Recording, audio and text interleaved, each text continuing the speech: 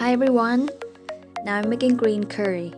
It's a Thai recipe, but I am a clean eating person, so I put milk, low-fat milk instead of coconut milk.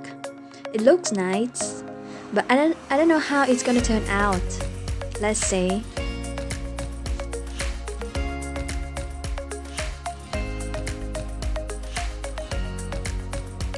While the chicken is getting done, I put green curry paste, and I got this from a Chinese store.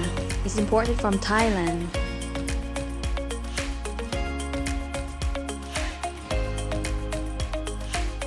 Okay, I've put 3 spoons of green curry paste. Now it's getting greener. I think the chicken is done. This paste is really good. You don't have to put anything else in there.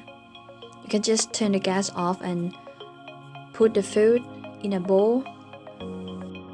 But I want to sweeten it a little bit, so I put a bit of sugar in there. After this, I'm gonna put vegetable, which is carrots, because I can't find raw eggplants here and I don't eat them. Put carrots in and leave it for a few minutes, and it's done! Ta-da! The clean eating recipe of green curry. You won't feel guilty after you eat it.